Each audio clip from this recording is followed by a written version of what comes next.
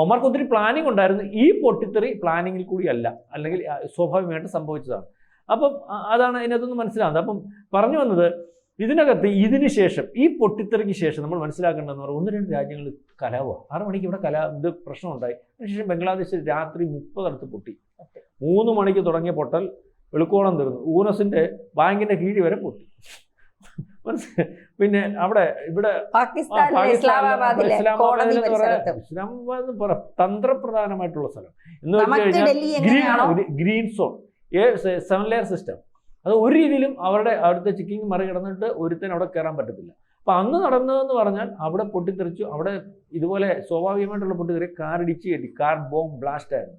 അപ്പോൾ അവിടെ വന്നിട്ടുള്ള പ്രധാനപ്പെട്ട കണാകുണ ആൾക്കാരല്ല മരിച്ചിരിക്കുന്നത്, വക്കീലന്മാർ, ജഡ്ജിമാർ ഉൾപ്പെടെയുള്ള, അല്ലെങ്കിൽ വലിയ കേസാണ്, സംശയത്തിനകത്ത് മരിച്ചിട്ടുണ്ട്.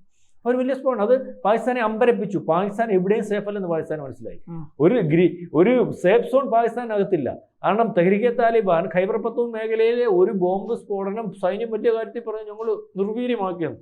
ആ നിർവീര്യമാക്കിയിട്ട് ഇങ്ങോട്ട് കഴിഞ്ഞാൽ പടവും താണ്ട പൊട്ടുന്നു. അവിടെ അങ്ങ് പൊട്ടിക്കോട്ടെന്ന് അവന്മാർ വിചാരിച്ചാൽ പോരെ. അവിടെ നിരന്തരം പൊട്ടുമല്ലയോ, മാലപ്പടക്കം പോലെ പൊട്ടുമല്ലയോ.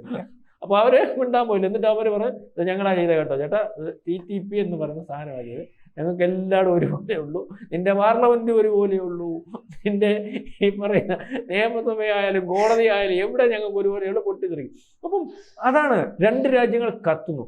കൂടുതൽ വാർത്തകളും വിശേഷങ്ങളും നിങ്ങളിലേക്ക് എത്താൻ ABC മലയാളം സബ്സ്ക്രൈബ് ചെയ്യുക, ബെൽ ബട്ടണും അമർത്തുക.